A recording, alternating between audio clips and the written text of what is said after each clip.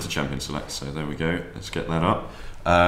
So on the blue side, we are going to have University of Birmingham Storm, and on the red side, or purple team as it's rather strangely called on my client despite being red, it's going to be University of Manchester's team Reborn. So what do you reckon to these teams, you know? Because University of Birmingham, coming into this, they are seen as one of the stronger teams. That's why we're streaming them. They've got extremely high ratings, and to be fair, they're the favourites. However, University of Manchester, give you the backstory, 3 of the players won King of the North last year, clearly have the experience working as a team, and I know the other 2 players are also very talented. Yeah, well, we have seen a lot of good things from both these teams in the past. So I think that pitting them against each other this early on could be quite an interesting matchup here. Yeah, absolutely. And let's not hope we get the situation where the winner just cruises through after this game, because these are 2 very high-profile teams within King of the North. And we do have some bans coming out, actually. Gianna coming out banned from the purple team, University of Manchester, and also banning a Sins. Do you reckon it's a bit of a troll, or do you think they actually mean that? It might have been a misclick. Who else could it have been? Let's have a look. If we go down, they could have been trying to ban Sion, obviously being that premier pick that he is. Yeah, absolutely. Very, very disruptive champion. And then you've got Zed, Nar and LeBlanc coming bans from the University of Manchester. Zed obviously like great mid laner. Nar is a very disruptive, very similar to Sion in that way. And LeBlanc being banned as well, even after the DFG being taken away. Yeah, so also, well, actually looking at it, it could have been a misclick for Rek'Sai. If we... Sorry, I'm just wanting some stuff down. Yeah, we do have a Jarvan locked in, which again, solid pick. It's nothing too unusual about that. Probably going to switch with another champ. You can't really counter a Jarvan, unfortunately. It's just a very standard pick, great first pick for pickup. I wouldn't be surprised to see either a Rek'Sai or a Lee Sin coming out from the University of Manchester. But we do see a Morgana, probably going to sit in the support role there. And there it is, the Lee Sin coming in. Yeah, Lee Sin's pretty solid standard. As is Jarvan at the moment. I think they're pretty fixed in terms of the meta that's coming out there. Morgana, Fiora being hovered over there. Probably not going to see that, although... Well, we did have a little chat about Fiora earlier, didn't we? Yeah, we were talking about Fiora. How of course, those Demacian standards with also the Garen and the Jarvan synergy, but it's not happening. They'd be guaranteed a victory. Would they? Would they? No, not with the jungle Garen. Not today. Not today. Lissandra, probably more likely. They haven't locked in yet, but obviously a huge amount of CC. You combine the Lissandra ult with the Jarvan ult, and like you're talking a lot of CC, and it makes you think like, what University of Manchester, what are they going to pick as their carries? Yeah, and then the Braum we do see getting picked there, so going to be probably. I feel like against the Morgana, not too sure. The spell shield's going to be coming out, stopping those stuns that Braum is so useful for, so I'm not too sure about how that matchup's going to go for them. I think the problem with the Morgana actually is that Lissandra can break that shield quite quickly. She's going to go AP mid, she's going to have a lot of damage. A Q, maybe a W as well, breaks the shield, then locks up everyone else with the CC. And with Braum as well, I mean, at the moment, University of Birmingham, they've just got full-on CC, and it's crazy. I hope they put some damage in there somewhere. Yeah, I mean, well, there's the Caitlyn for the damage. I mean, there's not too many AD carries that keep up with her late game. But we will. Ooh, could that have been a placeholder? What I'm really excited about is seeing this Draven go absolutely mad. Draven, Lulu. Oh, so Lulu could be anywhere really. We're not sure. I suspect it's still going to be Morgana as the support. Caitlyn, of course, picked to counter the Draven, but if Draven gets going, who knows what could happen. And Draven's just a really, really exciting champion to watch. And both teams, you know, they've got the ability to play these champions. It's likely that they're very, very good, extremely experienced with whoever they're playing. I'd love to see Draven go absolutely massive in this game. Yeah, and Duxburg, I've seen him before play Draven. He is a very, very good Draven player. He's very aggressive just at the right time, and he definitely knows how to micromanage those axes. Yeah, and certainly, actually, there's quite a lot of, like you said, there is the Morgana shield, and they've picked the Lulu as well, providing a lot of sort of support for the Draven. They may lock in this Talon here, but I feel like actually University of Manchester, they don't actually have any big tanks at the moment. They've sort of gone big assassins. Yes, you've got Lee Sin's going to sit there quite tanky, but he's not quite a super tank that you want. You know, something in the lines of Maokai or something like that. Yeah, no, you definitely do want a tank, but I think with the Lulu especially, Lee Sin's going to be able to be really tanky just because of, you know, the protection from the ult.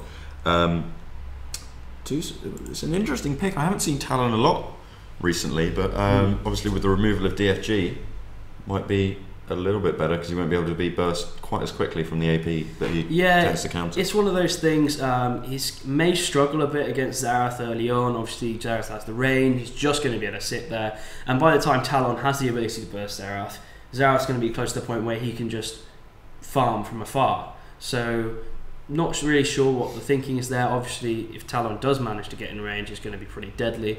But also, he's quite susceptible to CC as a champion as well. So we'll see how that pick works. I'm not sure it's the best, but I can't be biased, but I'm tiny bit of me is rooting for Manchester in this game. Yeah, fair enough. I mean, we are casting from Manchester for the University of Manchester eSports Society, who are running this event, and we are going. We are going to be casting this with you. So we're casting today's match, today's qualifier, which is between University of Birmingham Storm and the Manchester team, Reborn. And we will also be casting, I think it's next week we're casting as well. Yeah, that's right. We're going to be casting another qualifier. I'm not too sure who that's going to be between, because I think that's dependent on what happens today. Yeah, so how the tournament's working is there are separate teams in both qualifying tournaments, and then the winner from each qualifying tournament today, Valentine's Day, and next week on the 21st of February, those two winning teams will go forward to our live event on the 11th of March. King of the North at the Students' Union. It's going to be huge. We'll be there casting. We can give out signatures if you want, if you feel that way inclined. Humble as always. Of course. And then the rest of the King of the North team will be there, and they are a great bunch. So yeah, please come along. It's ticket prices are only £2 on the door, and you can get 10 for £10, which is pretty good. So you can bring along your friends, or you can sell them at £1.50 for a profit. There you go. Or don't actually, because we want it. Forever the businessman, John. Forever the businessman. Yeah. Brilliant. So should we talk about the game now? Well, I don't know. We've still got a minute. No, it's so if we look, do see teleport for both mid laners, heal on the Caitlyn, and actually 2 exhausts from Birmingham team. So they are looking to counter that mobility from Talon, the mobility provided by Lulu as well. Well, that's actually interesting, is they've got the double mage comp, and also it's sort of similar. They have 2 big high damage profile champions, and nobody really has huge tanks. I mean, there's the Braum in the support, of course, and Java's going to be pretty tanky, Lee Sin's going to be tanky, but there's no big huge tanks that you used to see in Season 4, is there? And the top lane is going to be Lissandra versus Lulu. Yeah. So 2 mages in the top lane, and that's really exciting to see, actually. Yeah, no, I'm looking forward to that matchup. I think that could be a pretty important lane for them. So we are going to be going into the loading screen in a couple of seconds. This might be a perfect time to talk about our lovely sponsors, actually. Yeah, because we do have sponsors, make King of the North possible. Great guys. European Gaming League is one. They are going to be at the event, and they're going to be doing some first-person shooters, some FIFA, some fighting games live at the event. Come along. If you've paid your entry, you don't have to pay any more. You can sit around, talk to the European Gaming League guys, have a few games. It's going to be great. Got Cooler Master CM Storm in as well. They're going to be showing their headsets and various other bits of kit. You feel free to test those, and they'll be offering some sort of discount, I imagine. MSI Gaming Notebooks also going to have a store. They've been a sponsor of us last year as well. Very dedicated, and very happy to have them as a sponsor. Didn't they have who was it last year who had the keyboard Olympics? Yeah, that was MSI. Yeah, so they'll probably be doing something along the line, some sort of game with a prize, so some of their kits. And then we have Twitch and Snowspire. Twitch actually sponsored us last year as well. They are not going to be on the event, unfortunately, but they have been a sponsor, and they'll have some presence there. And of course, I can't really disclaim it specifically, but I've heard rumours that there might be some sort of Hearthstone and a particular Nintendo game where you may beat each other up tournament happening at the some event. sort of familial scenario. Yeah, the sort of thing you'd like to smash your brother at. Yeah, I think that's probably an apt description of what's going to be going on. So we do now have the start of the game going on. Pings going down everywhere, left, right, and centre. And of course, you know what we missed? We missed the skin war. And we didn't get to talk about the skin war. Okay, so we've got Gladiator Draven there. Muay Thai Lee Sin. Yeah, I think that's the Renegade Talon? Is that what it's called? And we've got Victorious Morgana, of course, and that's the default Lulu, I think. Well, it might be. Let's have a look. It's hard to tell. Oh, it could be. I think it's the default Lulu. Oh, 4. That's not bad. Bad. Okay, so and you've got Jade. Is it Jade Fang? Yeah, Jade something. So. It's Jade Fang. If it's Warring Kingdoms. Warring Kingdoms. Jarvan. Infernal Xerath. And Standard Caitlyn. Oh, you're letting us down. El Tigre Braum. Yes. Coming in there. Brilliant new skin. I'm actually really glad they added a Braum skin because I play Braum a lot. Yeah, and his Dragon Slayer skin's alright, but yeah, I think it's too. I never like the skins that come out straight away. You know, the secondary skins. I'm like, they've got one up their sleeve that they're going to release later and try and make loads of RP from. So I'll wait for that one and then spend my money on it. I can't remember the last time a good skin came out with a champion.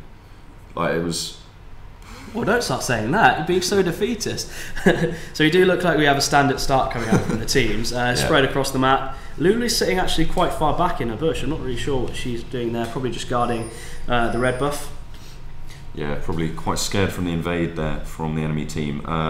Looks like both junglers are going to be starting on the bottom side of their jungle, so they're going to be ending up in that sort of top mid lane early spot. And do you see actually Massacrism playing Talon dropping a ward there, so they seem to be quite afraid of an invade onto their red side. Yeah, I mean, Caitlyn early is a pain, especially if she gets that headshot stacked up in an early fight. They probably just want her to avoid that, but we do have normal lanes going out here. Braum going to be tricking. Braum going to be getting the stacks on that support item, and then Morgana looking to establish some presence does hit a nice binding. Yeah, and the Tormented Soil underneath just to follow up.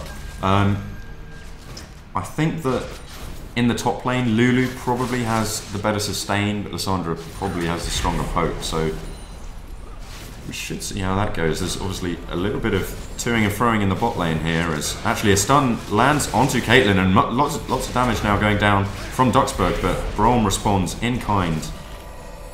Both teams going to have to back away from that one. Quite a lot of damage going down.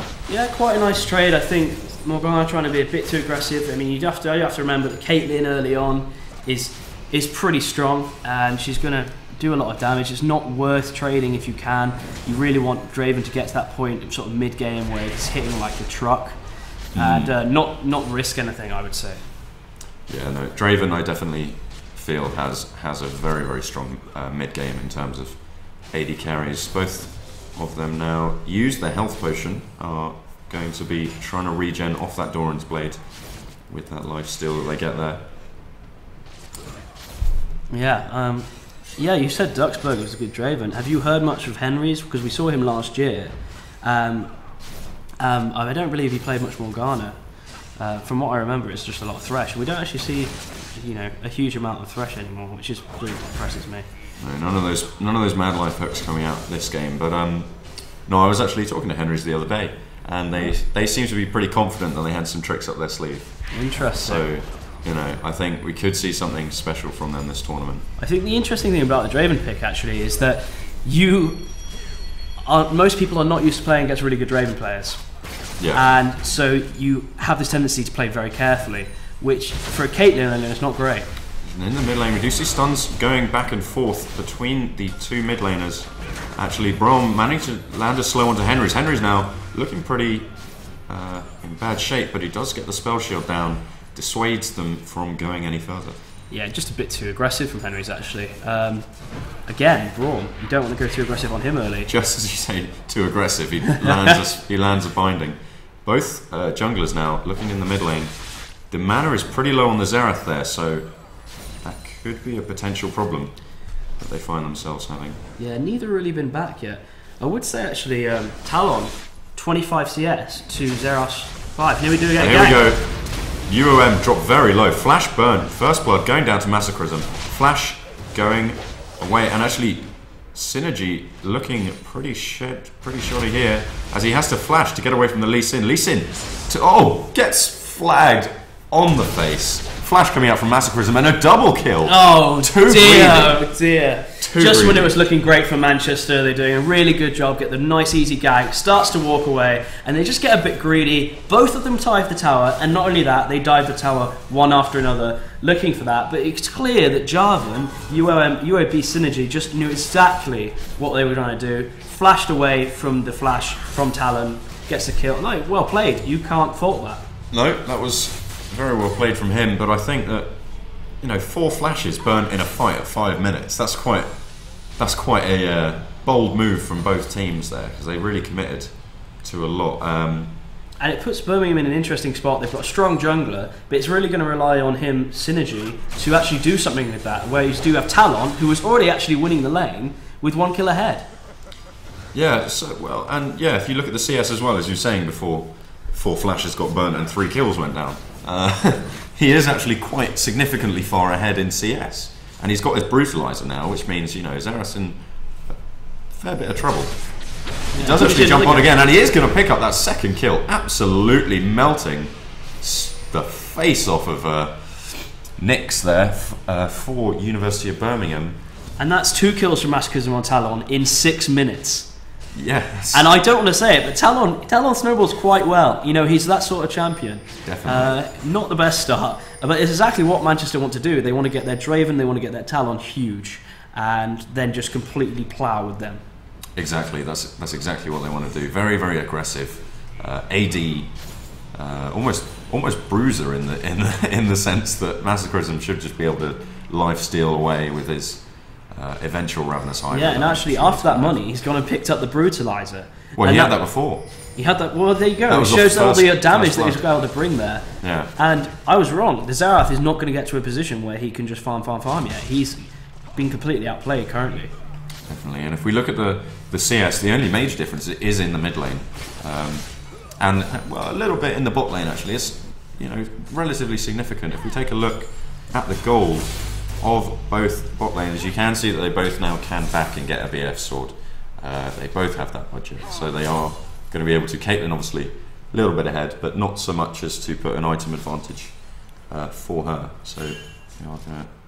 Yeah, what we haven't really seen yet is, I was surprised, Lee Sin not actually playing that aggressive from the University of Manchester. He's happy to sort of farm it out. He was there for the counter gank against the Jarvan, but if you're playing a Lee Sin, you've got to go hard early. You've got to try and get yourself rolling, get your lanes rolling. That's a nice And Massacrism going in, burning the ultimate again. Xerath landing a nice stun there, but he is taking a beating for his trouble. Yeah, it's showing the sort of power of Talon at this sort of level, and he's going to have that sort of advantage at least. And the ultimate going down onto Kel as University of Birmingham's top laner goes in. Ultimate burn from Lulu and flash burn from both teams, picking up the kill for Kuznia. Very nicely played there, Lissandra. Yeah, well played, Kuznia. No, that was good. I can't fault that. He saw that he had advantage. He's way up on health, and then just thought, pop the ult. Both ults went down. And then both flashes came out. They trade. He started off in a better position, so he won the battle. Definitely. And if you look at the items, they were pretty evenly matched. So it was definitely, just pretty much mechanics at that stage. So I'm just going to see the jungler clear out his red buff as both teams sort of make their way back to where they want to be. Maybe not. Maybe Xerath doesn't want to be in the mid lane too much, but he's getting close there. Oh, Lee Sin just surviving the red buff. It's that skin that did it. Yeah, absolutely. Everyone knows that Muay Thai is false. Exactly. And Reducing Massacrism now going down onto Synergy. Synergy just dashing away over the wall. Ward dropped, and nothing more going to come of that. Henry's looking to find something onto the Birmingham bot lane, but not much. I think Duxburg made the right call there. Again, I'm not sure they really want to fight yet. They really want Lee Sin to be there, and unless they find a nice catch. Dark Binding on Caitlyn, there's no point harassing at all. To be honest, I'd wait for the Talon to come roaming, because at the moment he could do some serious damage in the bot lane, especially with someone like Caitlyn and Braum, who doesn't have that immediate stun. And of course, he can just get straight on, get the slow. So even with Braum's slow, he's still going to be able to potentially keep up with. Yeah, and if you do look, there's they've got that solid, secure pink ward in the river, so there's nothing to stop Talon from coming over. And now will be a test for University of Birmingham, how will they communicate their MIAs? Yeah, I think that's going to be pretty key there. Lulu moving down towards the bot lane, actually not too sure what's going on with that. And if we do now look at the CS difference in the top lane, wow, there is a large gap. Morello finished on Lissandra, and that is a lot of damage there. Yeah, that shows. I mean, you've got a level 9 to a level 7 who's got more items, more CS, and it's a killer. I'm worried about that, actually. I think that could snowball quite hard. And she's also got potions, Lissandra, poke machine, but we do see some action down in the bot lane. Yeah, Braum actually managed to find a knock-up onto Draven before the spell shield goes down. Braum actually having to flash away. Synergy not managing to find much from that. He's going to pick up this pink. Dare I say Synergy did not have the synergy there? I think you dare say it. Yeah, that's all right. No, I think the idea was right. He came in before. Taldive actually coming out, and Xerath now burning the ultimate. Will Massacrism be able to happy feet away from that? He will, as actually the exhaust goes down. Stun, flash lovely away there for Massacrism. Then a flash ult from Jarvan, finishing it off. 3 kills on Jarvan now. And then the Soul Shackles coming out, and the flash for the bot lane as Dark Binding goes, and the Lee Sin kick, picking up the kill for Duxburg as the ultimate comes out. Lissandra using a teleport, picking up the kill, lovely onto Duxburg, but Lee Sin returning in kind. Now a 3v1 on Jeff in the bot lane. Will we see someone else come into this fight? And Synergy right in there, trying to protect his AD carry, but is not going to be able to do that as Raufi picks up the kill onto Caitlyn. So all in all, what was that? That was a 1 for 2, 3? 3. It was a 3 for 1, I believe. Yeah. Lissandra going down, brilliant gag from Lee Sin, coming straight over the wall. He timed his kick very well, he was happy just to wait, do some harassing going down the Dragon. Yeah, I think they are going to have to back off this. Yeah, that's exactly what I was talking about when I said Lee Sin. He's got to create more of an impact in the early game. Wow, University of Manchester are going for this. They are going to go for chance it. Coming back up. Birmingham don't actually have vision. They do on that flag, but Massacrism with that damage managing to take that first dragon, so that's quite a key advantage there. So bringing it level in the kills, but ahead in gold now for University of Manchester. Yeah, which is surprising because we've seen Lissandra been dominating the top, but then the Talon is getting ganked here. And just as you say that, he does manage to pop his ultimate and get away from that. The bind doesn't really have much effect because he was in stealth. And Massacrism on Talon is doing mad things with those feet. He dodged about 3 skill shots then. I know. And just walks out, no problem. And brilliant, that's what you need from a mid lane, just to keep calm. And they've invested so many resources in trying to gank this Talon and bring him down because they know what a threat he can be. But now they're not able to invest resources anywhere else. And that could be a problem for University of Birmingham. And the Dark Binding landing onto a minion there. He's not going to be going anywhere fast. Yeah, that minion is going to be sorry that he walked into Morgana's bindings. Yeah. Oh dear.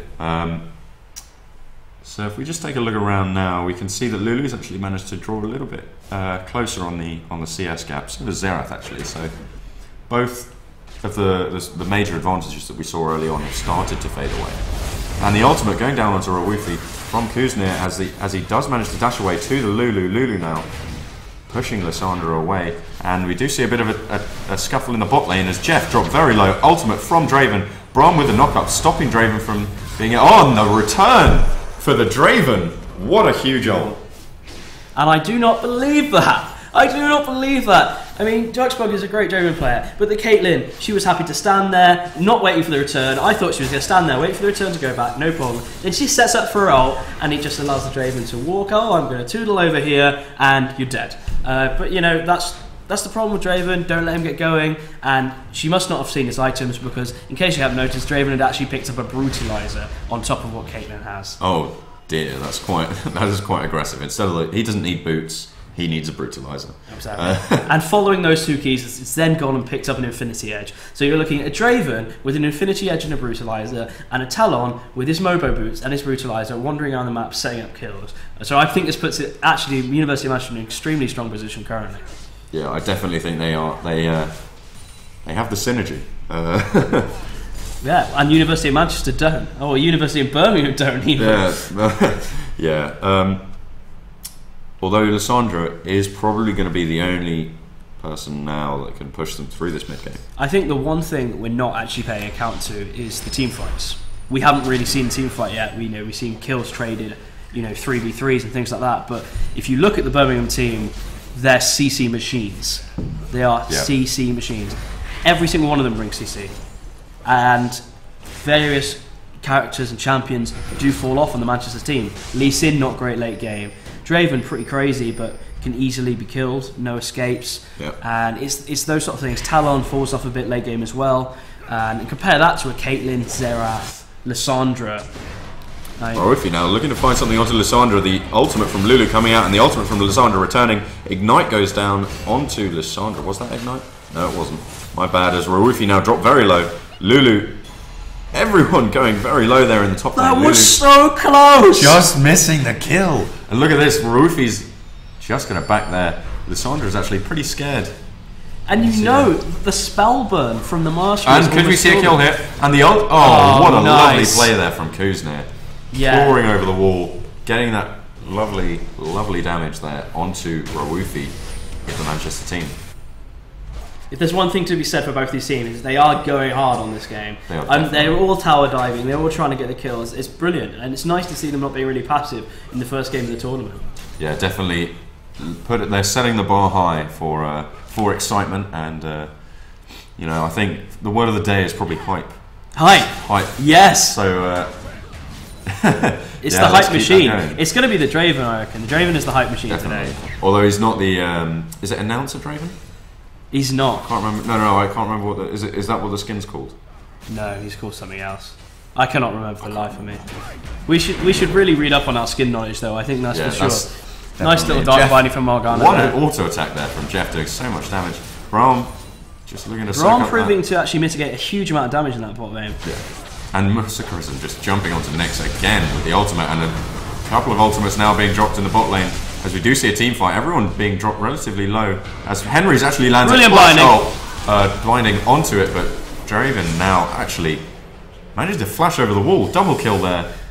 I'm not sure about this Caitlyn, Jeff Pan, he did some plays earlier, but then since he's been caught by Dark Binding twice and died. It looks pretty shady here for this Braum under turret, as he is going nice jump. Maybe not. He is actually, no, he definitely is going to go down to the jungler. Actually, I believe that Jeff is actually a sub, I think, isn't he? Ah, okay. Well, I feel bad about criticising him now, of course. But, you get caught by that Dark Binding, which is fine. You're going to have to give up your life. But then, strangely enough, Synergy on the Jarvan decides to jump in and try and redeem kill. Mechanics from the talent, actually, to get out of that gank from Kuzner. And Lee Sin actually trying to follow in, just missing the Q. That would have been huge. Duxburg would have been there to follow it up, as he is going to be able to land that auto attack on, and he is going to try and find something else. Will they be able to carry this on as Jarvan comes in? He's walked into it there. And that was a bad misplay there from the jungler for Manchester. Oh, and that's a bad miss. That was brilliant play. There was a sort of a Machiavellian game of stab in the back there. Nobody really had the vision to see where the other person was. Lee Sin thinks he's got the perfect chance with the Sonic Wave, jumps to the Lissandra, and then, surprise, Jarvan, and pays for it. But nice little series of events there. Yeah, they're really, really going for it, these teams, aren't they? Now, we do see Dragon has spawned again, so we're going to be able to see potentially a first proper team fight, because what we've seen at the moment is kind of sort of dribs and drabs. They're coming in sort of like, and now this guy's coming in, Absolutely. now this guy's coming in. We haven't seen all-on-all bloodbath, so we are going to be able to see that going on. Meanwhile, it's when you get your first team fight that you suddenly see how powerful certain champions are. Definitely. And you're like, oh wow, that guy is taking chunks out of him. And that's what it's going to be like with Draven, I predict. Yeah, I think so as well. University of Birmingham now positioning for this Dragon. Manchester seem to be wanting to push in this mid lane. They have got the advantage at the moment, but what they're going to do with that is really, really up to them. Yeah, and we do just see a lot of posturing right now. Happy, and the Dragon is started University of Birmingham. Manchester don't actually have vision on this. It might be a bit late. They are too late now. We could see the fight though still going in. Kuzner looking to find the ultimate onto Kel. does find it. The ultimate coming out from Lulu, but it's not enough. Lissandra picking up that kill. Lee Sin going to be going down to the Caitlyn. The ultimate from Jarvan picking off Henry's Massacrism now. Running for his life as he gets swarmed on. Jarvan moving in from the side. Xerath and managing to dodge all of those skill shots there. The flash stun, Massacrism is going to go down. Who's going to get the kill? It's going to be Jeff. And where were Manchester in that fight? They were home. They were too late for the Dragon. Then University of Birmingham, they turn around, they say, you know what, we're going to go all in. We've got that CC that we were talking about earlier, and they went straight in. They literally, as a unit, 5 of them, just ploughed straight through 3 of the Manchester champions. Talon's off to the side, trying to be that Talon, snipe, get kills from the side, sort of not really be in the fight. But the fact is, the rest of his team went down too damn fast. Nobody is tanky enough. They were split up. I mean, they didn't. I don't think they communicated it. Some people had backed off. They figured out, oh, we've lost that, and it didn't help the fact that Kelv went down pretty instantly, and Lee Sin also followed suit pretty quickly, which left Duxburg and no tanks. Yeah, and the problem is that, like we're saying, there is no tanks on this team, and so the CC and the general AoE damage that comes out of the Birmingham team is not mitigated at all. And we saw Lee Sin, who is supposedly the tankiest player on Birmingham, really, has bought a Hex Drinker and has barely bought any health. He's going to need to buy tanky items. Definitely. I think he's going to be looking for... he's definitely going to be looking for some magic resist, so... Not too sure what he's going to go for that. Probably... Not sure, actually, against this team. Well, I mean, he's hoping that Hex Drinker is enough to start with, to be fair, but yeah, it's just and not. The ultimate from Jarvan, coming out as the ultimate from Xerath, pouring in on top. Massacrism managed to stealth that. Drops very low. Exhaust goes down. Lulu ultimate onto Massacrism. Everyone following in. The Lissandra ultimate going on there. Caitlyn picking up the kill onto Talon. Jarvan picking up the kill there. Draven, though, returning the kill onto him. The Transmodify going onto Caitlyn. The flash coming out, and Lissandra picks up that kill. Nicely played there with the claw. Henry's going to go down. Caitlyn with that kill. Birmingham yet again doing so much. Could see a clean-up here. Duxburg could be on the clean-up here, but the ultimate from Brom going to be picking him up, and Jarvan just follows it in, picking up the kill. Wow, again, Birmingham ready together there. They got pushed back, but then Jeff Pan on the Caitlyn doing a really good job. He lands a Piltover over two of the Manchester team, cuts them up, and just sits at the back going ham, then gets a kill with the ace in the hole, and Lissandra's following up, and Lissandra is actually, she's a great AoE mage, but she also has some pretty decent chase with the W. Definitely, and I think that is what they are lacking at the moment. Lee Sin is pretty much the only person who can really solidly get away from Lissandra. And Lissandra is doing a lot of damage, and she does have that defense from the Zhonya's. I mean, you're trying to get away from Lissandra, who's really mobile, a Jarvan, who's extremely mobile and can lock you down, and then Xerath, who has the range, and Caitlyn, who has the range anyway, and then Braum, of course, slowing everyone down. They've got no disengage really on the Manchester team, and to be honest, they are not in a good position anymore. So I really hope Manchester pull something out of the bag at this point. Yeah, that is looking to be the only way they're going to be able to win this. Probably a good dragon fight for them. Getting a pick maybe on this Lissandra, who is looking to push in maybe. But, and they are doing the right thing. They're trying to control the vision. If vision control, they might be like some picks. Landing 2 pink wards we have there, clearing out the wards there. We do actually see they still have vision though, Birmingham with that ward. Lee Sin maybe caught Hal here. Yeah, everyone trying to follow in. The kick actually used there to just disengage that. Flash from Massacrism just melting Jeff. That's exactly what they want though. Massacrism needs to be getting those picks. Yeah, they need to get these picks and then they need to set up a 5v4. That's what needs to happen because Massacrism does have the ability to pop. If that binding had landed, but Lissandra now looking to go in, but that could have been a bad move quite there. Deep here. As Duxburg doing a load of damage there onto the Lissandra. Lissandra managed to pick up that kill though onto Henry's. Duxburg dropped very low by the Jarvan as Lee Sin flashes out of that. Duxburg looking pretty shoddy here, flashing from the Jarvan onto that. The Lulu coming in now to support onto Massacrism. Lots of damage there. Jarvan managed to pick up the kill in the sidelines. We didn't see that. Massacrism now focusing on the Brom. Xerath doesn't have that much damage, mana even, and he does now. But Massacrism is going to be able to clean that up. Synergy just pushing in the bottom. Yeah, brilliant control of the fight there. It was all over the place, wasn't it? Really. Yeah. I really enjoyed the Xerath's little play there, hiding in the bush with like no health, and then out of nowhere, Q, W, oh you're dead, and then submits to death himself. But yeah, Jarvan all the while, Synergy pushing up the bot lane. Making the most of a bad situation there for his team. Picking out that second turret. So that's, that's quite a good pickup. I mean, it was a 3 for 4, wasn't it? I think. I believe so, yeah. 3 for 4. Like a 3 for 4 or something? Yeah, I think it was 3 for 4. We saw Xerath and Caitlyn go down, as well as Braum, I believe. And then yeah. Yeah, so 3 for 4 and a turret. I mean, that's not so bad. I mean, a kill for a turret is essentially. Yeah, I mean, if you look at the gold, it's actually closer than ever. Only 200 gold in it, which is mad. But it's one of those things that, well, even the turrets actually, they're pretty even. So we do have quite an even game on hands. It really comes down to the situations that they can engineer. Are they going to get picks? Are they going to do team fights? And that's a nice catch, but nothing's going to really come about. Dragon there, just spawning as we see that going on in front of us. Braum dropping the ward there, or was that Xerath? I think it was Braum. Lissandra now coming into the side, actually using the ultimate on Massacrism. Massacrism dropped very low, going to go down. Lissandra picking up that kill, ace in the hole. Pretty much wasted there though.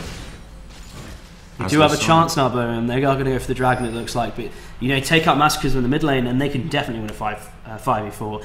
There is no way the Manchester can contest them when it's a 5v4. A nice catch. And getting caught there. Brilliant pick there for Birmingham. They are really now cementing their lead. Potentially getting a bit complacent now, Manchester. I mean, they've got caught with the dragon twice now. Could it be the warding or could it just be their playstyle? I honestly think Birmingham are doing a very good job of vision control in general, and also they aren't overextending, they aren't being in those situations which they are finding Manchester in. Yeah, absolutely. It's getting to the point now where we could see a Baron if a couple of people on Manchester or Birmingham either go down, so they have to be extra careful now. And of course Birmingham do the right thing, wandering through the jungle together as a team, clearing the deep wards that Manchester have. And Lissandra now looking to find something onto Lee Sin, but he isn't going to manage to find it as Braum uses the ultimate, doesn't find a knockup though. Massacrism now is back alive, so the whole team is going to be looking to go in potentially. So they do spot up Jarvan, but Morgana now. The teleport coming in from Lissandra. Massacrism drumming onto Nyx, but the whole team is just going to turn on him. He is going to go down, and the flash coming out from Lissandra. Is she going to be able to survive this? Doesn't look too hopeful. Nice binding. Picking up the kill there. He is going to be able to get away there. Now, 1 for 1 on pretty much the carries of both teams. Cool Kelv dropped very low. Is going to go down. Caitlyn picking up that kill. As Henry's and Ducks all in the same. And the ultimates left, right, and centre. Xerath picking up that kill. Henry's spell shield is not going to save him. Caitlyn has AD damage, my friend. Wow, that was mad.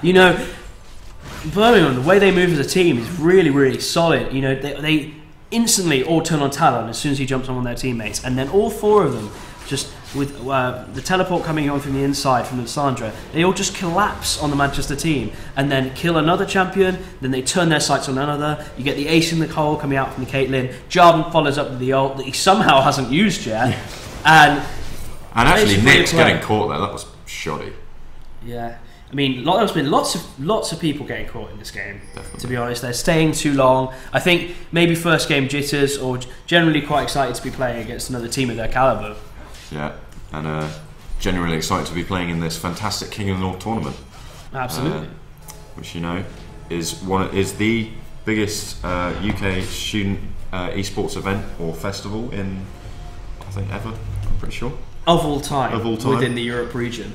Yeah, so that's definitely something to do, and also, the prize pool for this is very, very big. Yes. If we're looking at, first place, you're looking at £800 for the team, and a significant chunk of RP as well. Not to mention the Triumph and Rise skin, but that's secondary. So each player gets 800 over 5, so some amount of money.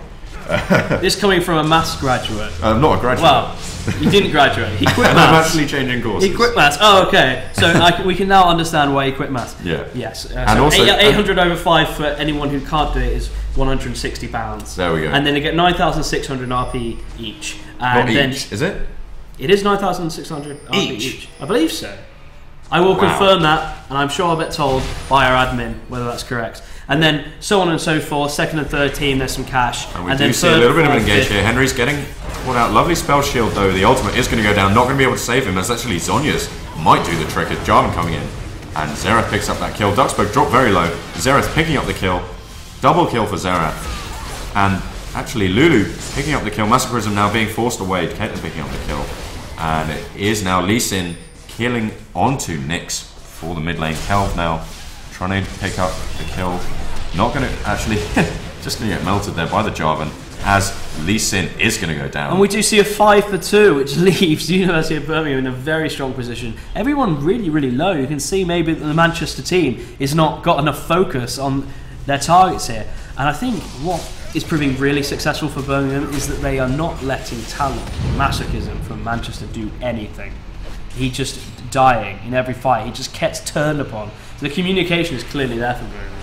Yeah, definitely, and I think that is pretty much what is carrying them through this game. So we look at the kill difference now, 31 to 19. That is pretty huge. Let's be honest, and the goal difference now coming up to 10k. So yeah, and of course, and that's backed up by a difference in towers with more map control, and the Dragons actually. Birmingham, what, a dragon or 2 dragons ahead now? Well, we can look at that. Let's see. And Dragon coming up again in a minute. And as we know, with these Season 5 changes, Dragon becomes very, very important in the late game if you've started to stack it up. Yeah. Crashing and walloping going on. Yeah, everyone is excited for King of the North. They're crashing through the door, everyone. Yeah. Actually, the difference is 1 dragon to 2, so still not. So it's still not quite a huge far, difference, but 2 dragons. The 3rd dragon, I think, is quite a key one with the movement speed buff. Absolutely, coming out. And again, it gets to that time where Baron might become a factor. I'm surprised. It was unfortunate that Birmingham couldn't go for the dragon after that last fight, but everyone was so low. So, or the Baron even.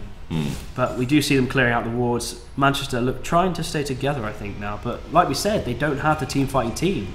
I'm wondering whether they should be split pushing, but they're also low now. I think they were banking too much on Henry's in this, and he just hasn't come through for them, because that is pretty much their only solid engage, is the flash ult from Morgana. Right, yeah. And managing to lock up a bunch of their team, like Lissandra, once she's locked up, she's kind of a bit less useful. Xerath, definitely, and Caitlyn. If they do manage to get that Morgana ultimate off onto some of those key targets, even 1 would be huge for them. Well, I mean, I haven't seen that. We see Birmingham building for that counter because they have a Zhonya's Hourglass on both their Lissandra and the Xerath. Yeah.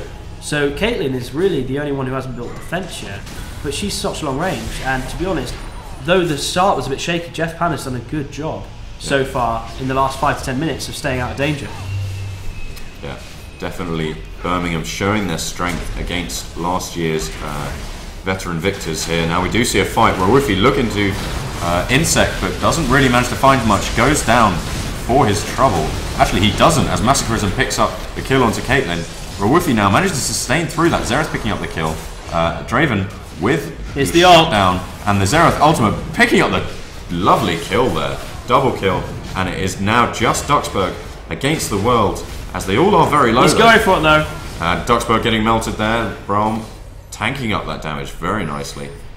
Wow, Manchester trying very, very hard there, weren't they? I think they knew they had lost an inhibitor and wanted to try and make something of it, but the Lee Sin kick, just a bit predictable, I feel. I think even if it had been predictable, it was slightly at the wrong angle. It got Caitlyn. It did get Caitlyn. That was the target they wanted, but it hit her into a wall, so it didn't push her towards the enemy team or their own team. Yeah, and we saw Henry's on the Morgana pop his ult, but just to stun the Caitlyn. But the only person he got was a Caitlyn. Yeah. And it left Xerath, their mid laner, who has finished his death cap. They're destroying everyone, and we saw him use his ult from miles back and score a double kill. Yeah, that was triple kill in the entire fight. That was definitely a fantastic Kobe. We do see Manchester now trying to pick up that dragon. See if they can do it now. They do have that now. So they equalise, and they could find something here on both the tanks of the Birmingham team. If they manage to get it quickly enough, they could find something. Synergy dropped very low, but now Lissandra's waiting in. Ultimate onto Duxburg. Massacrism also dropped very low. Duxburg picking up that kill onto Jarvan, but Nyx picking up that kill onto the Lee Sin. Talon taking the Lissandra, but Nyx picking up yet another kill. The kills from Xerath coming out left, right, and centre. Duxburg dropped very low. The ace in the hole. Will it finish him off? Drop very low. Beautiful Nyx flash. with the flash. managing to pick up that. I should stop saying picking it up, but there we go. You see, Manchester actually trying to get engaged there. The ult. Oh wow! Now and that's that some is significant 4 damage. kills there for Xerath in Wow. that fight. That was very, very well played there. And as you said, get Xerath to the late stage. There's not much you can do. Yeah, but I mean, we say get Xerath to that late stage, but Nyx, who is playing Xerath, is doing a brilliant job. I mean, the flash there just to pick up that kill, and then the ult coming out to pick up Lulu. He's doing brilliant, and that gifts his team another inhibitor. Yeah. And it's a little sad because I thought Manchester made brilliantly engaged there. They were going quite aggressive at the right time, but I feel like they just misplayed, or they're too far behind already to really make the impact they wanted by that aggressive play. Oh, it was just Jarvan and Braum were too tanky. They got caught, they did, but their team's mobile enough that they can get there before the tank runs out. Yeah, I mean, looking at the fight from the start, I remember Talon goes straight in, but he goes in on the Jarvan, who he probably hasn't noticed has built a frozen heart. Yeah. And then Jarvan just sits on Talon, locks him up within his... Massacrism now looking for something onto Nyx. Will he be able to find it? And he does manage to get the thing. Zhonya's does go down, and he is going to get melted there. Talon picking up the kill, and not managing to get away. Baron actually being picked up in the midst of that for the University of Birmingham team. Caitlyn picking up the kill. And we do see some action. They are just going to be pushing this back in. I really like that play because it felt a bit like a bait, because they were doing the Baron and they're like, oh, we'll all come over the wall now because we can all do that because we're Jarvan and Lissandra. And Lissandra just comes out of nowhere and it's like, surprise, ult. Yeah. Then the Manchester team's locked up. And we do see the teleport coming in from Lissandra now. They could finish the game here. They do have the potential, but it is still quite early in the game, so they do have 10 seconds only on Massacrism. They don't manage to get it, and the kick actually coming out, not doing much, and the ultimate from Lulu as well, as Henry's jumping in there. Zonya's, is he going to be able to pick up anything from that? No, he is not. 2 kills for the Birmingham team, as Massacrism does manage to pick up a kill, but goes down, as Duxburg also picking up kill, going down. Seems to be a theme for Manchester. Every single fight, I think Manchester are going to bring it back, and it might be my bias being from Manchester, but you see Massacrism, and you see Duxburg on the. You see Duxburg as the AD carry just come in and be like, oh, kill, and you're like, oh, he's going to clean up, No, because Jarvan and Braum were so tanky, and Lulu was left on her own there. And that looks like it is going to be game. Ladies and gentlemen, we have the first victory of the King of the North tournament. Very well played there from University of Birmingham. Victory splash coming out there for the blue team. Very, very well played by both teams. Yeah, Birmingham game. coming through. Birmingham just, I think, outclassing. You could tell that they're a lot more synergistic as a team. They were a bit shaky early on in the laning stages, and I think Manchester showed their individual skill at that level. But in every single team fight, Birmingham would just all turn on the carry. Like Talon would jump in on the Caitlyn, and they'd all just instantly turn. They're on Skype shouting, "No, help me!" And they all turn, destroy the Talon, and then they focus on the next champion. And with the setup they had, the team setup, which I think fundamentally was a lot better than Manchester's, they were able just to chase down and CC everyone. Yeah, and I think that the score kind of reflects that. If you look at Xerath's score at the end of that, it's 12-7-15, and that is pretty solid plays there from him. But then if you look at the Jarvan, that is a score to be reckoned with.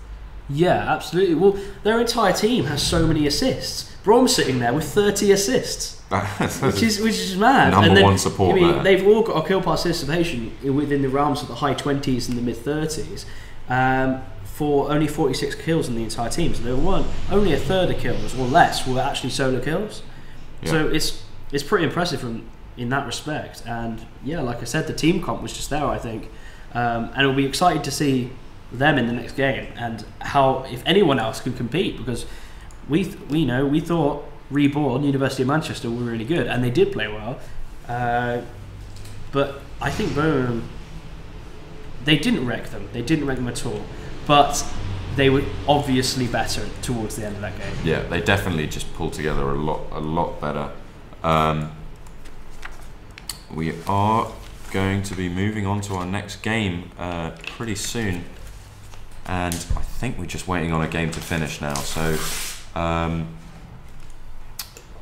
I'm not too sure about the schedule. Sorry about this. We've obviously running a tournament. The games don't always happen all simultaneously, so we are. Yeah, I mean, if you want to go away now, you want to grab yourself a quick ARAM, or you want to grab yourself a cup of tea. Well, maybe not an ARAM. I think it's going to be. Maybe not an ARAM. We'll be a little bit quicker than that. Don't worry. You know, grab a cup of tea, grab a drink, go do your business. You know, send a couple of texts, tell your mum you're alive, and eating very well, as university students must. Of course, yeah. You got to get that nutrition on. You got to get the newts, as my friend used to say. The newts. The newts. It really frustrated me. You can imagine.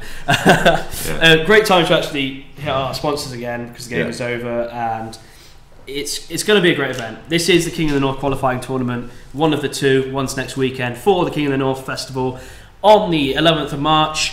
It's going to be great. It's at the University of Manchester Students' Union, which is really easy to get to from the station if you're coming from elsewhere. If you're in Manchester, you know exactly where it is. We've got to have wicked sponsors there. We're going to have Dota 2 games. We're going to have League of Legends games all on the big screen. StarCraft 2 games. Potentially some other tournaments that we'll tell you about later. We've got European Gaming League, doing some shooters and some FIFA and fighting games that you can come along and chill. Got Cooler Master Storm, CM Storm even, with their stall. MSI Gaming Notebooks with their stall. Twitch and Snowspire are also sponsoring us. And then we'll probably have things like the Gaming Society and various other bits and bobs going along with that as well. Tickets are £2. You can buy them online at our website, UoM eSports.com, or you can find them through the Facebook, and our Facebook is /KOTN 2015. That's King of the North 2015. And yeah, I mean, if you are a big fan of gaming and you love esports, the King of the North Festival is the place to be. There just is the festival to go to, and it will hype you up nicely for the World Championships of League of Legends in November, which we're hoping will be in London. Maybe. Yeah, I'll definitely be casting those World Championships. So. I'll definitely be there. Yeah. And I'll be casting in my mind. Yeah, we'll be casting in spirit.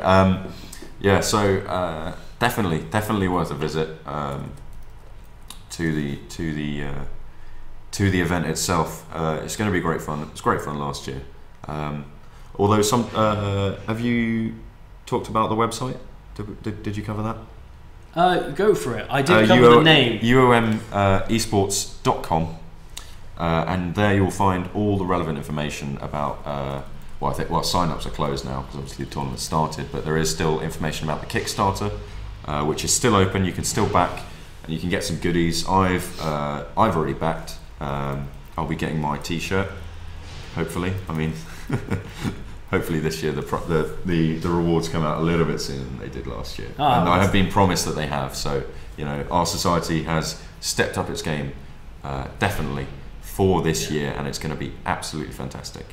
Yeah, absolutely, and I'll get my poster on as well. Yeah, that poster is going to go right on my wall. Yeah, the King of the North. Look how awesome it is. Yeah, the graphics. Shout out to the graphics. The graphics for all our stuff, all our media, go on the Facebook, on the website, and just generally are incredible. And I'm really excited to see what we pull off this year as well. And it's been an absolute privilege to cast. You are watching King of the North. We do have a game coming up. Yeah. Do we know who the game is going to be? Well, we know that it's going to be UCL Green, and I've just been told that they are finished. So we are going to be potentially. We might have to give them a little bit of a break between matches. Fair's fair. Get a bit of a talk. So the next match is going to be between UCL Green and Portsmouth White. So let's have a look at that.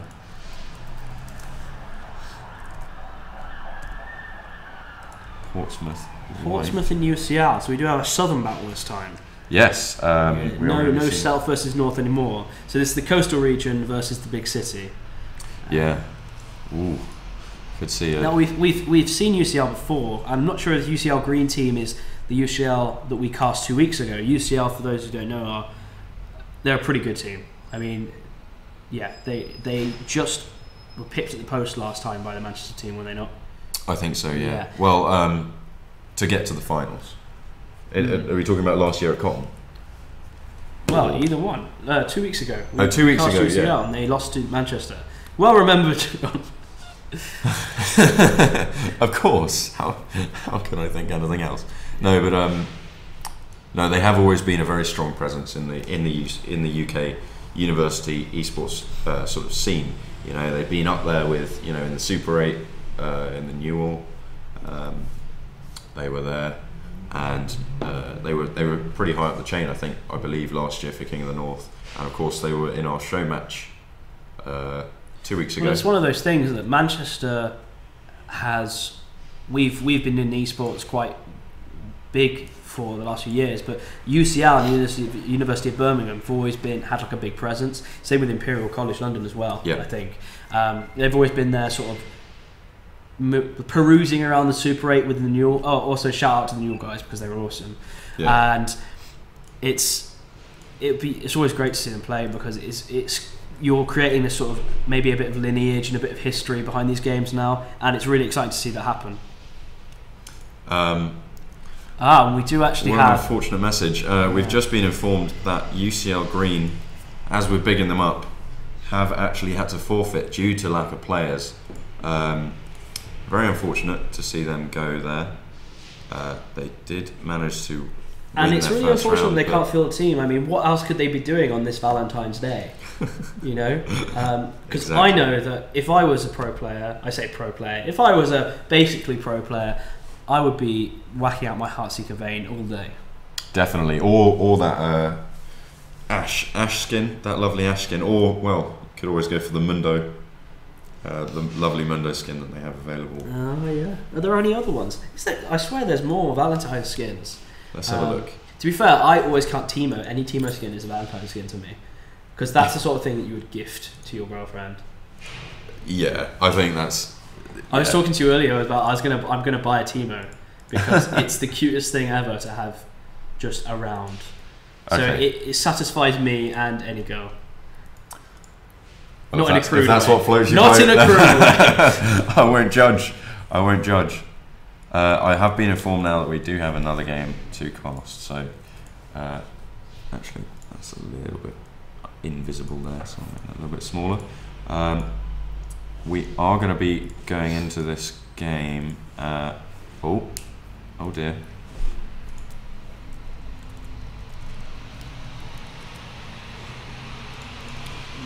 I've just got to find it.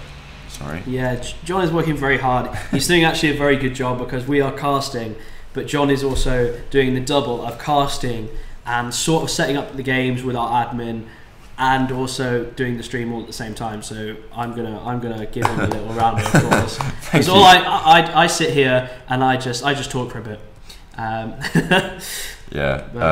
No, it's yeah, good time. Whilst we set this up, good time to go get some tea, coffee, grab yourself some biscuits, maybe some Valentine's Day chocolates. I've seen some good deals in various supermarkets that I won't mention their name, but it rhymes with Best Co. and Fazda. Sure it wouldn't be Bainsbury's. Bainsbury's. Yeah, Bainsbury's. And Fiddle, Sticks, Fiddle, and Meldy. I don't know. We're losing the point now. We are setting up the game, and it's going to be a Manchester team actually, because I recognise Mr. TD. Yeah, this as I've put on the stream, it's going to be Manchester Bunnies versus Coventry Blaze. Going to be going for this match. Coventry Blaze. You've been invited, mate. Ah, thank you. Coventry Blaze. That sounds good. We have seen Coventry before, I'm sure, as well. It'd be interesting to know if I recognise any of the player names. So we should be able to get into this game relatively. They're the only Manchester team left there. They're calling, so we will. Win. Yeah. Sorry, yes, go Manchester. You guys can't see it on the stream. We are completely unbiased, but go Manchester. Yeah, no pressure. No pressure whatsoever. Okay, I think for fairness' sake, I'll have to be go. Is it Coventry? Yes, Coventry. Go on, Coventry. You don't even know who you're supporting. You call yourself a fan. There we go. So we do have both teams look to be sorted out, and we will be moving on, hopefully, to Champion Select as soon as possible. Yeah, and I'm actually, I mean, looking at the lineup, I'm not sure if you can see that at home, but you've got Neuserger is very good. I've seen him play before. In fact, I think I've played with him. And then Mr. TD, we're very familiar with. Mr. TD has actually played on one of the main Manchester teams for the last 2 years. I think he's sort of stepped down a bit, sort of trying to get into his study as he goes to the university. But he's got the experience for sure. And also Paradukes. Apologies if I pronounced any of your names wrong. Yeah. But I was then you actually need to spell them corrected phonetically. I was actually corrected last game. It's not Duxburg. It's Duxbug. Oh, of course. Because he's changed his name. He's changed it. You mean it used to be so. Duxburg, but now it's Duxburg? Yeah. Well, you know. There you go. I don't keep track of these things anymore. Yeah, it's actually interesting. If you look at the divisions, not that we're going to get into divisions, because divisions do not dictate how good the team is. No, I mean, like I deserve to be in Challenger, obviously. So yeah, no. Well, I'm told consistently by myself that I deserve to be in Diamond. I'm definitely Diamond 4. Yeah, definitely. Yeah, definitely. But unfortunately, I'm going to have to sit there at some rank that will not be mentioned. Yeah. Then you've got. It's Platinum 1. I mean, this is very inaccurate when you think about it because Season 5 has just started. Exactly. So I don't really want to judge on this. Always say there is a guy with a brilliant name, Eric the Cleric, from Coventry. Oh, that's who a is solid already name. Diamond 5. That is a solid name, and that is a pretty... actually... I'm a big What fan. is that doing in there? We do have a Silver 3. You guys No, you do not diss. Do not diss. I mean, we can't be dissing on the levels. There is someone out there listening who is a Bronze 5, and it's really sad that you've laughed at Silver 3. I'm not... Okay. Bronze 3 is where I got placed in my first Silver placement. Right. So, you know, I'm not putting down anyone, but I managed to put in the work and climb up the ladder to at least I've never been bronze. Goal. I've never been bronze. Have you never? Never. You've never. I've also lived. mainly been silver. You have never lived. I've never known the true terror that it is to play against bronze players and see so many tibbers coming out not on me. Aha! Yeah. We are hopefully going to be... Yeah, we're pretty excited about this one. I think this could be quite fun, you know. I'm enjoying the names. Owl Storm is good. An Ancient Shed is good. I definitely read it as an Ancient Shield, but it's an Ancient Shed. So I'm going to call him Shed for the rest of the game. And Robox is good. And we are now in Champion Select. So here we do see both teams coming in. So we have on the blue team Manchester. Actually, if I bring that back up. And yeah, so we do have on the blue team, we have the Manchester team. I believe they are the Manchester Bunnies, is that right? Should be the Manchester Bunnies, yes. And on the purple team, or the red team, we do have... Who is Coventry Blaze. Coventry Blaze. Yes. So, let's get that up. I found Coventry Blaze, yes. Their captain is a name that I can't actually say on the stream, so ignore that. I think he may have changed his name in game. And then Ancient Shed, RoboX, Eric the Cleric, and Ichibi. And I hope I've said all of those right. Oh, we do actually have Owlstorm filling in for the captain, whose name I cannot say. Let's just say it ends with Gobbler. Ooh! And something that might be attached to a door. Right, so we do see Lysandra being banned. Lysandra was very, very key in that last game that we saw between one of the Manchester teams and between Manchester and Birmingham. Yeah, and again, Nidalee is one of those things. I've been meeting Nidalees a lot in blind pick. Well, blind pick, shall I say ranked? It's not even blind pick. And wow, she's just... AP Nidalee is just so frustrating at the moment. I'm not surprised they banned her at all. Not at all. And Aurelia, obviously, very, very strong, very sustaining in that top lane. Looking to be... So, well, I don't know. And the Jarvan ban is interesting. Because Jarvan is a pretty, tier 1 jungle pick at the moment. Yes. Well, I think the thing is, what they're looking to do is shake it up a bit. I mean, I'm surprised that you could have banned Lee Sin, but to be honest, Lee Sin, he's not insanely strong at the moment. But you've got Jarvan and Rek'Sai, two really, really strong junglers at the moment, and get them out of the game, and then you people aren't necessarily used to the new jungle yet, and you want to put the jungler in an uncomfortable position, you just ban 2 of the main junglers that make it really easy. And there's the Pantheon that we see locked in. Is that going to be in the jungle? Probably. I would suspect so. I mean, you see Pantheon mostly in the jungle. I don't think Pantheon can really live up to any lane anyway, and that's the problem. The ult is pretty solid, and it's sort of acts. It works in the same way as the Rek'Sai ult as far as its utility for getting across the map extremely fast. But good counter to it is Janna. Yeah.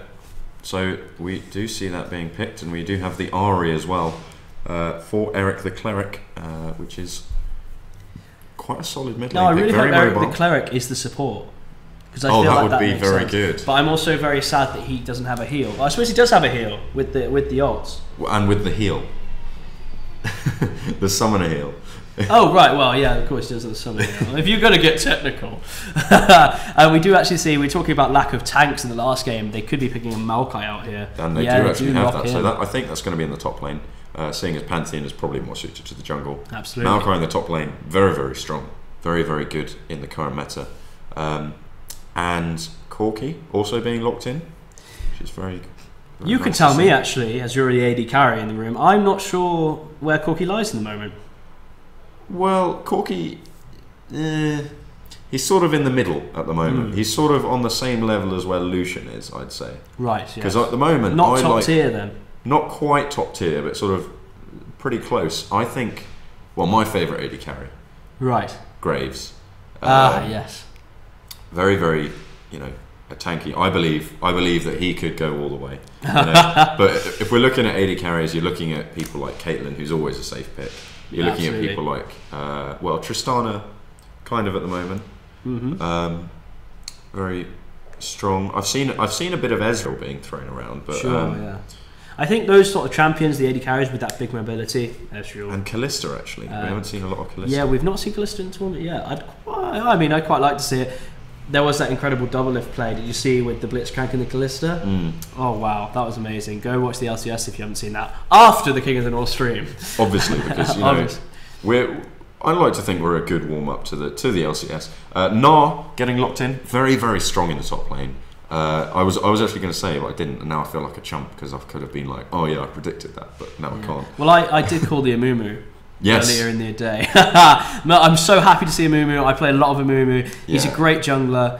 He does okay in the new jungle. He's got a lot of AoE for jungling, but man, the guy brings so much CC, and he's such a sad guy, and I just like it when he plays and has friends. And then Gnar in the top lane, he's huge, and he's pretty good for going toe-to-toe against something like a Maokai. Yeah. Jinx actually has an AD carry I didn't mention. Very strong. Yeah, and it's one of those things where Jinx doesn't... She has the mobility if she's winning, but she doesn't have the mobility if she's not. But she's got the peel from Janna, which I suppose is going to help. But it's one of those things that if Janna's not around, there isn't many people on the team that can really peel that hard for her. Yeah, well, I think... actually, there's not really that much. But if you look on the Manchester team, Mr. TD, I've seen him play Orianna. We saw him play it last year at King of the North, and I've seen him play it in couple of recent games, and he is, a very, very solid Orianna. Yeah, absolutely. It's one of those mid lane matchups that we see actually quite often, Ahri, and it's one of those things where Mr. TD, I expect with the experience on Orianna, is probably going to slightly out farm, maybe do better in lane, but it's how well RoboX on his Ahri can roam, but then you always have to account for the Amumu ganks, because Amumu can gank a lot better than most people assume. And I Range think on the also bandage quite toss. Early. It's all on the bandage toss. If you miss that, you might as well. It's very disappointing as well. You might as well be Garen. You can just walk off into the jungle and cry. And just play your Amumu Sad Mummy song that Riot released.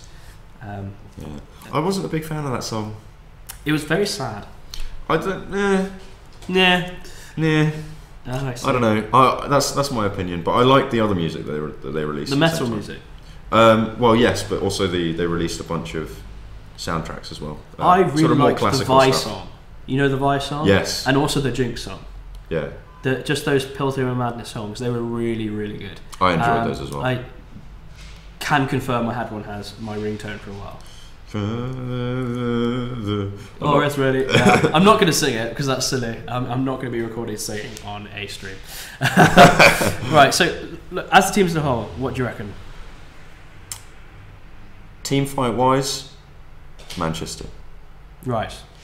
They have that Orianna ult. They have that Maokai AoE ult. They have that, they have the Zyra, which is actually a very, very I'm really good excited to engage. see Zyra because I remember playing her a year and a half ago or whenever she was big. And you remember Ash Zyra from Cloud9? Brilliant combination. Yeah. And it was just so much fun playing Zyra, waiting for that perfect moment and then surprise and knock everyone up. Yeah. They've got both the trees. They have Maokai and Zyra. There's a lot of plant life in this game. Exactly. So we are actually. Is there any other plant life in the game? I'm not sure. I don't think so. Let's have a No, but I feel like Yorick would fit in there. Nah. He's a gravedigger, but he looks like a gardener. I ain't saying he's a gravedigger. You're not, but he is. Yeah, I feel like he fits. I feel like he could chase the two plants. Yeah. Okay. But and then if you look, there is still quite a significant engage with Amumu and with Janna and with Na for the Coventry team. Yeah. But I feel like it's just outweighed by that Orianna is the main sort of crux of this, I think, because Orianna will be able to keep people in that Zyra role. But the nice thing is, that as far as the engage goes, the Na, you're going to have the Na jumping in, and you're going to have Amumu jumping in, and they've both got huge amounts of CC, very, very destructive, and do a lot of AoE damage. But they can also tank a lot of damage. So you have this position where Orianna can use her role, and Zyra can use her role, but they're very unlikely to catch the carries. That being Jinx and Ahri, because Jinx and Ahri are going to be silenced and they should not be grouped together. Then you have Janna sort of in between, peeling for the two carries, I would imagine, and then who has the disengage. I think it's quite a good team comp actually coming out of Coventry Blaze. So I think very excited to see what they can do with it. Although you do have that Maokai Twisted Advance Orianna ultimate, which is going to be pretty devastating. It's all about how safe Jinx and Ahri can play, I think. Yeah. And Jinx is the diamond player here. Yeah. So Diamond Borders and Eric the Cleric. What a name. He was in Diamond 5. He was the guy in Diamond 5. Would you say he's a gun cleric? He's going to be Constantine all over the place. Have you seen that film? I haven't seen it. Oh, it's brilliant. Anyway, Skin War. I thought you time, meant cleric in terms of the traditional RPG sense, but Yeah, sort of healing everyone. Yeah. Yeah, no, it's a pity that Janna isn't the cleric. The Omen Dran of the world. Skin War wise, only one from. What is this? What is that about? At least it's a ultimate. Is it ultimate or legendary? I forget. Ultimate? I'm going to say. It's the Someone will correct me. It's the 1820, isn't it? The 1820 RP. Exactly. So whatever that one is. One skin to 3 or potentially 4 from Manchester. Go Manchester! Wait, where's the? Well, no, not 4. Where's the 4th? Well, potentially 4. How is there potentially 4? Oh, pardon me. Yeah, no, I'm not used to the Maokai skin. No, the Maokai has had an updated. Yeah, no, I really like Dragon Slayer Pantheon, brilliant skin, and then Wildfire Zyra. Definitely his best skin is which is Dragon surprising Slayer. because you'd expect really good skins from Pantheon, I think, because he's got. There you go. I think it's going to be a really interesting game because they both want a team fight. Amumu on one side, Pantheon and Zyra on the other, with a Maokai as well. They all want a team fight. So the laning phase, who knows what could happen, but the late game is going to be team fight, team fight, team fight. Yeah. So we are now in game. So let me just bring that up. So we do have, for the Manchester team, Maokai in the top lane, Pantheon in the jungle, Orianna mid lane, Corki AD carry, and Zyra as the support. And we do see a pause come out. I'm assuming that's for Mr. TD. He did seem to have some little bit of connection issues there. Yeah, it looks like we do have some level of DC from Mr. TD. Okay, so we're just going to be waiting on him to properly connect as we wait to get going in this game. So this might be actually a very good time to talk about our event, Yeah, that's a perfect time. Thank you very much, Mr. TD, for allowing us to promote King of the North just at this moment. King of the North Festival. If you've just joined us, you've already missed one action-packed game between Birmingham and Manchester. But we're now just waiting on Coventry Blaze versus University of Manchester Bunnies to start. Yeah. And this is for the King of the North qualifying tournament. King of the North is a University of Manchester eSports run gaming festival run by students. It's the biggest student-run gaming event in Europe.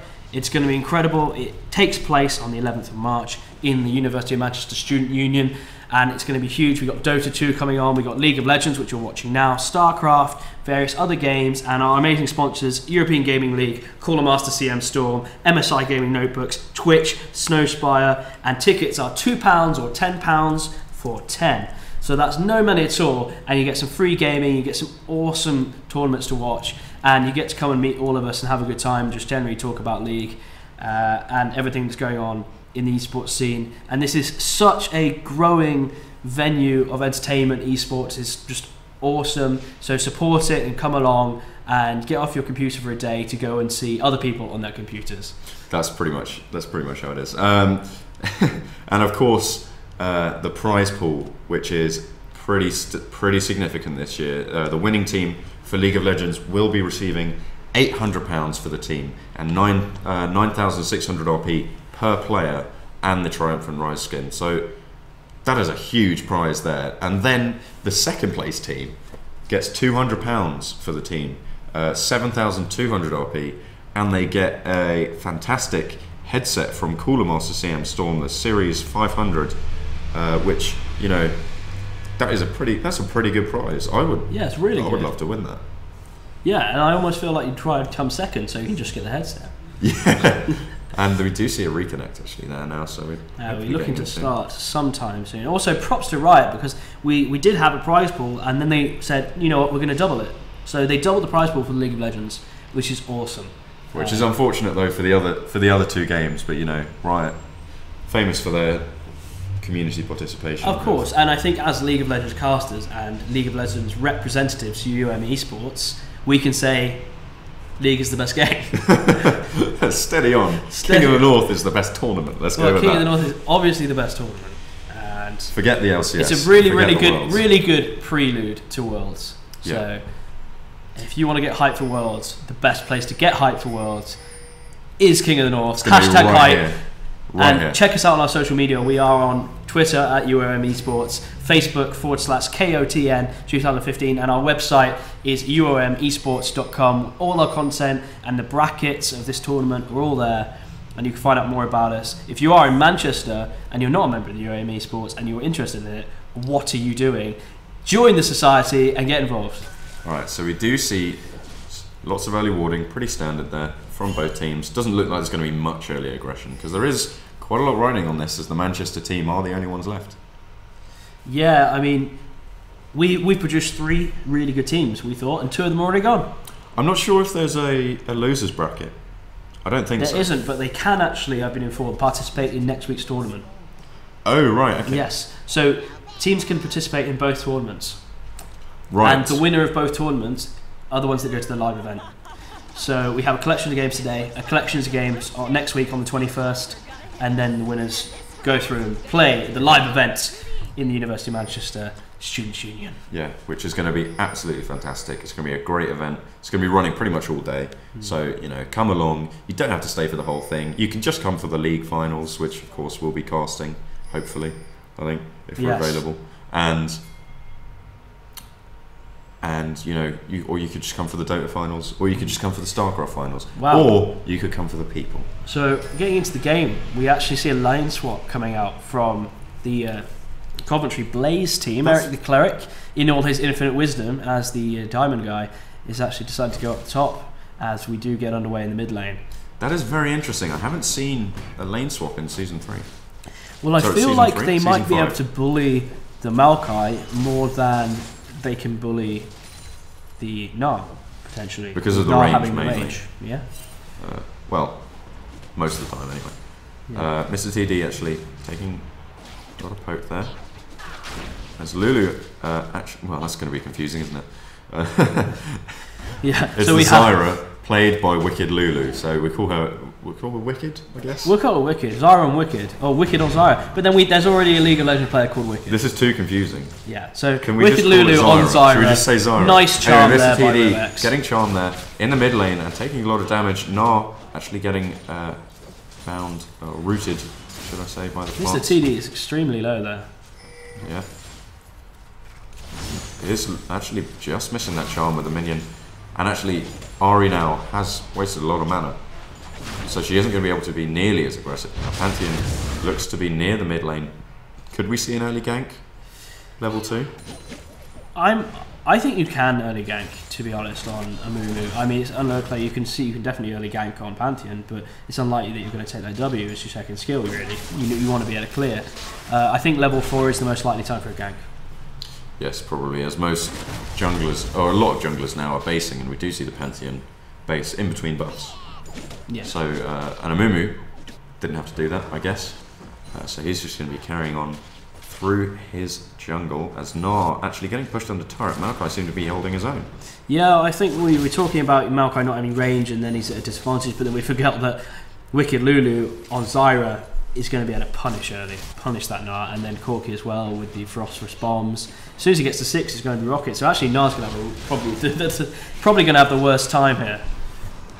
And it'll be interesting to see where he decides to swap back. But yeah, that is going to be an interesting thing, because I don't think that Gnar can really hold this out for too long. If you manage to get some farm under his belt, maybe some lifesteal. But Coventry Blaze are the team that decided to do this lane swap. Yep, so they must have something up the sleeve. So they're probably hoping that what they gain on Jinx is going to be worth what they might lose on the Gnar. Yeah, and that is what they're looking for, definitely. But so far that's not the case, with CS being up on Corki 27 to 25. Yeah, and actually, if you look at the CS in the mid lane, that is a pretty hefty difference at 4.5 minutes. Yeah, you see Ahri's gone quite aggressive. You see getting Mr. TD on the Orianna quite low, but he's happy. He's got a lot of experience in the mid lane, especially on the Orianna. Happy just to sit there and farm properly. Actually, Amumu coming in there to the mid lane for a gank, managing to push Mr. TD out the side of the lane. Mr. TD is going to base and spend some of that CS gold. Yeah, I wonder what we'll pick up. Probably another door entering, I suspect. Probably not enough money. And then do you see Paradox actually taken quite low there by the Jinx rockets and the Janna. Managing to get significant amounts of poke down as he is pushed on the turret. The Zap actually managed to find his target. This could be pretty bad if they'd have managed to follow that up. But Zyra showing Gnar what for as he is pushed off his turret. Yeah, just a bit predictable, I think, with that E there. But yeah, they've pushed them onto turret, and actually both the Gnar and the Maokai getting bullied quite hard. Yeah, Maokai actually using his teleport to get back into lane. As he is now back on full health. What's he picked up there? He's bought a ruby crystal, so he's going to be a little bit more tanky. Gnar actually missing his boomerang. Amumu coming in now, not going to be able to get anything. I think that gank was a little hopeful, really. It may have just been to sort of show face and show a bit of support. But it does give information away to University of Manchester, so it'll be interesting to see what they can do with that. Although Pink Pantheon Ward's has getting been deleted. Pantheon has been spotted out, and actually Paradux being jumped on there, and the Jinx managed to find the Zap. I didn't think that was going to hit, but it did just at the last minute. Amumu taken pretty low there in the bot lane. Pantheon. Trying to support his top laner, but not really doing so well. Top lane in the bot lane. Yeah, Pantheon was also sitting there ready for that, but I mean, they took Amumu so low that they weren't going to be aggressive anyway. Mr. TD getting caught by Charles. Mr. TD actually taking a turret hit there, manages to shield away most of that damage though, so that is significant. The ultimate coming out onto Ahri, but he is going to be able to get away from that one. Could see a tower dive here. Could see, and a stun goes down onto Amumu. Is Corki and Zyra going to follow up? They are now. Phosphorus bomb going down. Kill going onto Pantheon. Exhaust onto Gnar. He is going to jump away and manage to get away from that one. And we missed actually a kill in the mid lane for Mr. TD. Yeah, Mr. TD, even after the ultimate, still manages to get the kill down. That's good. Yeah, there you see Ahri's sullenly dead body on the ground. But yeah, great tower dive actually, because they managed to perfectly time the tower going down with the attack. You know, Pantheon jumps on and Zyra makes sure to take out the tower so that Amumu has no support.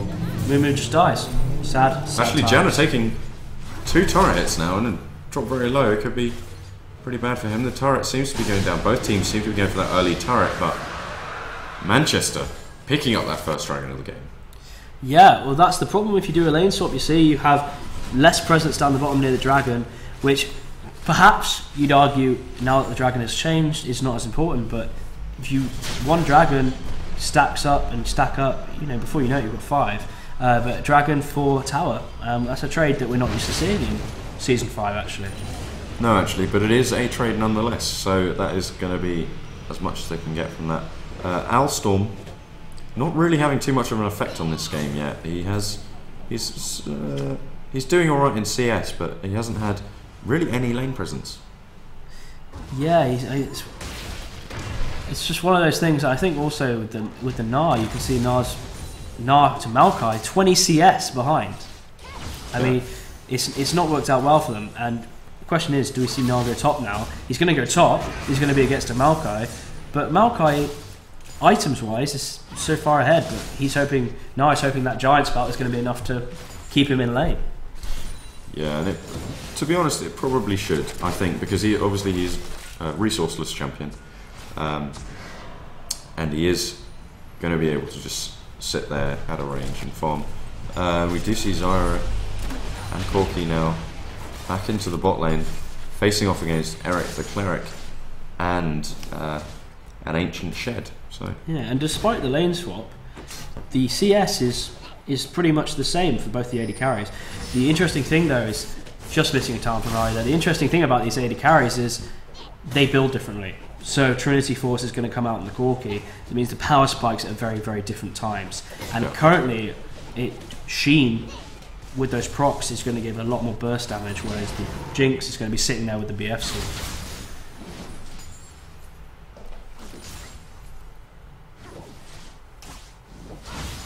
And so we are going to see now not too much aggression as Orianna is going to be picking up that blue buff in the lane, so a lot more sustain actually.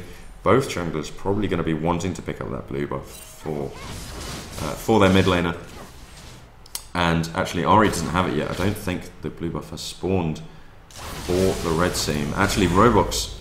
Ooh, and the Orianna ult comes out, and Ahri had to ult 2 ult of the Orianna ult, so ult's traded there for pretty much no action. But Gnar, yeah, doing a good job, is pushing the lane down. This could be dangerous if there are junglers about, but he feels pretty safe. Yeah, so Pantheon moving towards his bot side jungle. Orianna moving in. Can we see a catcher in the jungle? No. Ahri has base now. Is going to be trying to finish that Morellonomicon as soon as possible. Chalice picked up there on Orianna, and that cooldown reduction, and wow, Alstorm taking a beating there. Yeah, I mean, Orianna, she's already picked up 2 items, she's 1 kill up, she's up on CS. I mean, good job, Mr. TD. It could be the persuasive factor in this game. And they are pushing the mid tower now. Actually, Amumu now going in there, managing to land a 3-man ultimate on just pretty key targets there, but going down for his trouble. Pantheon getting the kill there, and Eric the Cleric now looking pretty dire. Pantheon with the double kill, doing very well for his team there now. 3 kills. Coventry were not really there in the communication there. You see, they saw the mid tower going down and they think, oh, we've got to do something about this. Amumu just goes in seemingly out of nowhere, and by the time he actually manages to get off, is dead. And then Eric the Cleric, unfortunately, seems to be fine, and then suddenly it's 4-on-1 because the other 2 team members are not doing anything, and that's 2 free easy kills for Manchester. Yeah, and a turret as well. And Dragon isn't quite up yet, but they do have the vision control. If you look at that bottom side of the map, you've got the pinks around it, and then the wards straight on it. I mean, there's not. What Coventry really need to do at this point is start to regain some of that control. Yeah, I mean, Maokai doing a solid job. Gnar trying to catch up. He's doing okay. He's holding his own, a bit rough and tumble in the top lane, but the reality is they're unlikely to kill each other without the jungler's presence. So I think it's really going to be on Amumu, but he needs to be using these ganks better. He needs to use his ult better. Well, his ult was well placed but mistimed. I feel. Yes, and none of his team followed up. Exactly. I think that was what went wrong for them in that, because they caught 3 of the key targets. They caught Corki and Oriana, and they caught Zyra as well. And they didn't particularly need to catch Pantheon, but we do see Wicked Lulu being jumped onto there by Amumu, but he's going to be backed off. Teleport coming in there for the Maokai. Owlstorm going to be dropped very low. Flash, Twisted Advance going to be picking up that kill as Maokai taking the kill onto Amumu. Amumu not finding his place too well in this game so far. Yeah, he thought he had a chance there, and as soon as he goes in, surprise, teleport in, jump over the wall. Manchester's coordination is just there at the moment. Mr. TD actually getting called out now. The ultimate comes in from Oriana. I thought that was his own ultimate pulling him towards him, but no, it was the Janna ultimate pushing him, and Jinx picking up that kill. Eric the Cleric with the first kill for his team. Yeah, Coventry Blaze trying to get something back and managing just about, and they do pick up the mid turret for it as well. And they could get getting Dragon. 4 seconds up. Yeah, they clear out this ward, push back the vision there. They do have the timing on it and the position. Corki is nowhere to be seen. If they manage to do it quickly, they could have this. Yeah, clearing out the vision. I think Manchester are very aware of this. Will they get there in time? I don't think potentially so. Not. Doesn't seem like they're too bothered about it. Happy just to let them conceive it, and that's 2 dragons now for Coventry. It's actually the first Manchester. Oh, pardon me. So it's 1 dragon. And Maokai though going in, having none of it, Big as engage. He does manage to find Ancient Shed. Tenchev dropping in, but Amumu with the turnaround, very nicely ultimated there. Ari picking up that kill, Jinx picking up the second kill, teleport coming in, the zap comes out, actually lands onto a plant. Nice play there from Zyra. Yeah, saving the Corki. That Maokai getting a bit too big for his boots, I think, there. I mean, you think of Maokai being extremely tanky, but he's not finished this Run of the Ages yet. Finishes it now, but in that fight goes straight in with Pantheon, but they were in a 2v4 situation. And that was a dragon and no kills for 2 kills. Yeah. Sorry, dragon and 2 kills for no kills. And all of a sudden, you've gone from 5-0 to 5-3. Which is, so a pretty good place Coventry coming back from this is brilliant. Eric the Cleric doing what he's promised, actually sitting back there and chasing, just shooting. And what's what you need to do from Jinx? And she's finished the Infinity Edge now, so big damage is coming out of the Jinx. Yeah, Gnar has finished his Warmogs, picked up that longsword, so a little bit of damage, a lot of health. Yes. Gnar is a really interesting champion in the fact that he builds tanky with it's just all over. You can do him sort of in very different ways. Maokai you're going to build with just straight up health. The AP is useful, but really you're there just to be a super annoying massive tank. But Amumi redeeming himself a bit in that last fight. Good ult. Yeah, that was pretty good actually. He turned it around pretty effectively, as his team needed really. I mean that was his first sort of good play. And obviously that we do actually see Jinx get wrecked. Double kill coming out for Corki. Double kill. That was the Pantheon coming in, doing work for his team, showing that Amumu isn't the only jungler on the map. The charm lands onto Pantheon, but he doesn't. Yeah, and I spoke about Jinx picking up the Infinity Edge, but let's not forget that Corki has gone and finished himself a Trinity for us. And Exactly. Freak would love that, I'm just saying. Yeah, he definitely would. Actually saying both bot lane and mid lane seem to be trying to push him towards this turret, which is going to be a very effective push. Oriana doing a nice job there of distracting the team from the bot lane. Ooh. Zyra there, just clearing out some of that vision. And we do see now Manchester bringing back some of that vision control over the Dragon Pit. They haven't a bit mistimed though, as they do just get the tail end of the Dragon Spawn. But despite that, Manchester are doing a very good job. They're ahead in kills. Tower's pretty even, just 2 to 3. And it's an interesting point in the game now. We're just coming out of the laning phase really, but Gnar happy to sit there in the top lane and farm up. Still 20 CS behind Marco. The ultimate actually managed to land onto Ancient Shed. Twisted Advance going in. Amumu coming in from the side. But could we see a turnaround if he lands it? This could be huge. Flash ultimate from onto Mr. TD. Mr. TD dropped very low. Used Summoner Heal. Ari dashing, doing as much damage as possible. Pantheon just trying to get in there and save. Jinx ult coming across, not hitting anything. Amumu actually picking up that first kill of that team fight. That was a hectic team fight. Yeah, with that only was. one kill. Wow, I mean, the Mumu flash ult was great there, and Mr. T doing a good job with dancing feet, managing to survive as long as he could. But yeah, a lot have happened, but actually, to be fair, only one person died. It's surprising. It's Mr. a pretty T key kill though. Yeah, but they absolutely. are probably going to be able to take this turret for their trouble. Yeah, Manchester coming back a bit and gaining that map control that comes with taking the turrets and clearing some vision. Good oracles there. Yeah, the thing is with the Mumu, he's there, but again, I still don't think he's quite there with the follow-up. And unfortunately, the Jinx ult missed as well. You see the makings of a really good team fight from this Plymouth team. Plymouth? From this Coventry team. Yeah. But, you're thinking of Portsmouth from the other game that we weren't. Where they should be ablaze, they're only a slight tinder at the moment. But they will get up there. They could spark into a roaring fire.